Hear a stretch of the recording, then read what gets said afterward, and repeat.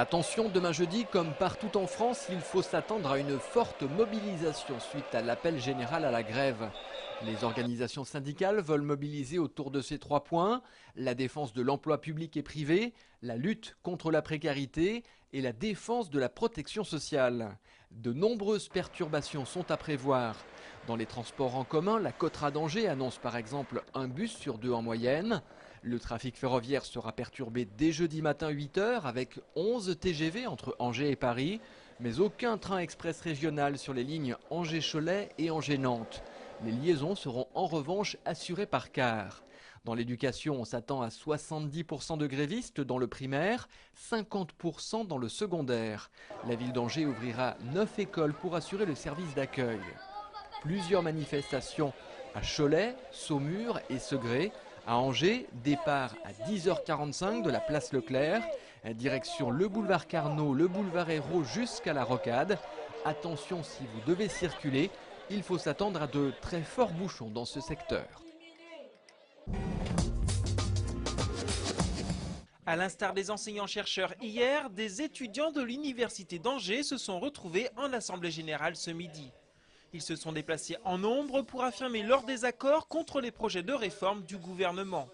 Suppression de postes, statut des enseignants-chercheurs menacés, précarité des étudiants et réforme de la formation des enseignants sont les principaux thèmes d'inquiétude. Contrairement au mouvement de grogne de l'année dernière, cette fois-ci, enseignants et étudiants semblent unis pour contester les actions du gouvernement. Ils se sont d'ailleurs donné rendez-vous demain pour répondre à l'appel de la manifestation interprofessionnelle. 10 millions d'euros, c'est le chiffre du jour et il concerne les recettes rapportées en 2008 par les différents radars implantés dans le département. 19 radars fixes et 10 radars embarqués qui, au total, ont flashé près de 110 000 automobilistes en excès de vitesse.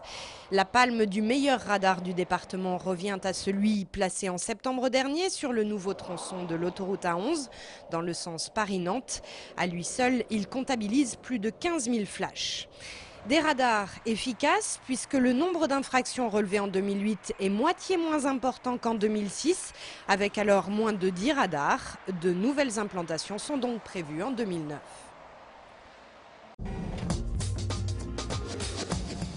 La rue Bressigny à Angers, bloquée hier soir par la police municipale pour un tournage de spot de prévention sur la sécurité routière. Le résultat d'un concours lancé en novembre dernier par Angers 7 et la préfecture aux étudiants de la ville. 3 thèmes, la vitesse, l'alcool et les 2 roues, pour 3 spots à destination du jeune public. Près de 80 projets ont été proposés et ce sont ceux des étudiants de l'école de graphisme publicitaire d'Angers qui ont été retenus. Avec l'aide d'un réalisateur professionnel, ils ont tourné hier le premier des 3 spots. Une histoire de course de moto entre grosses cylindrées et pétrolettes fortement inspirée de la fable du lièvre et de la tortue. La tortue, bien sûr, c'est le garçon à mobilette. Lui, il va respecter les priorités, les feux rouges et tout, mais sauf que les gros cylindres vont pas les respecter et vont avoir des accidents. Et à la fin, en fait, il va gagner la course puisqu'il a respecté tous ses priorités et tout. Être rebelle, c'est ça, c'est un peu se démarquer des autres, pas faire comme tout le monde, et justement parce qu'il y a tellement de dangers, il y a tellement les gens font vraiment pas attention avec la routine. L'idée c'est de se démarquer, être un rebelle et respecter la sécurité. Les jeunes étudiants ont enchaîné les prises hier soir pour petit à petit donner vie à leur spot publicitaire. Aboutissement concret d'un projet qu'ils ont mûri pendant plusieurs mois. Ils ont dû faire le repérage, trouver les lieux, retravailler leur scénario, voir les plans techniques, le découpage technique des plans, des mouvements de caméra. Donc ça aussi, ils l'avaient initié, mais ce n'était pas encore tout à fait calé. Donc ils ont revu tout ça, voir aussi tous les problèmes d'accessoires. Là, il a fallu trouver les motos et tous les éléments. Donc ça paraît simple comme ça, mais il faut quand même pas mal d'éléments pour un spot très court de 30 secondes entre les lieux, les personnes aussi. Tout de demain, il y a besoin d'une foule. Donc il faut des figurants, donc il faut mobiliser des gens et des énergies pour préparer tout ça. Ah oui, elle veut les écrire la priorité en même temps. Une expérience enrichissante avec une finalité, la diffusion de leur spot sur Angers 7 au printemps. Ballon canadien, très pratique pour faire les fleurs et très pratique pour faire les supports de grenouilles. On peut y voir également un nénuphar pour grenouilles. C'est l'un des tout derniers équipements en date du CHU d'Angers et il était ouvert exceptionnellement cet après-midi au grand public. La salle d'activité à visée thérapeutique et ludique du centre Robert Debré accueille en effet depuis quelques semaines des enfants hospitalisés pour quelques heures de détente ou d'exercice, pris en charge par des éducatrices. J'ai pu accompagner des parents avec leurs enfants. C'est vraiment là une bulle d'oxygène par rapport au service. On sort du service, on fait autre chose, on pense à autre chose, on met un peu de côté la maladie l'espace d'un temps. Cette nouvelle salle, d'un coût d'environ 60 000 €, a en partie été financée par les fameuses pièces jaunes, ce qui explique cette ouverture au public.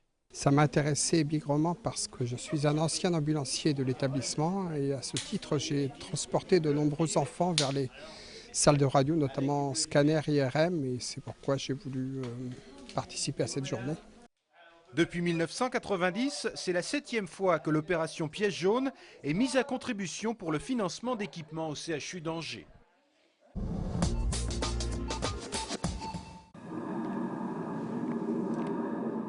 Monster Project est la dernière création proposée par le CNDC. Elle est née de l'alliance de deux chorégraphes, le japonais Kosei Sakamoto et la française Emmanuelle Huynh. Le chorégraphe japonais a dirigé la première partie. Pour lui, le monstre représente l'ensemble des sentiments contrariés d'un être humain dans la société. Pour Emmanuelle Huynh, qui a écrit la deuxième partie, l'aspect monstrueux peut se retrouver dans le double. Une œuvre pour deux façons différentes de travailler.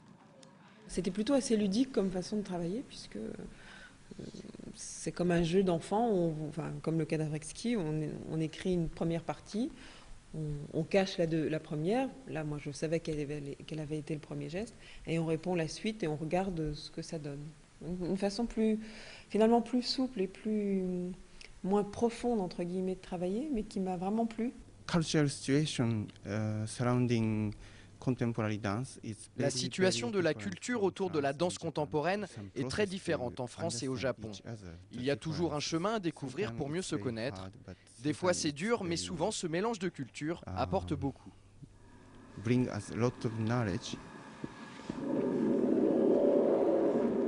Monster Project se joue au Quai du 30 janvier au 4 février. Il reste encore quelques places.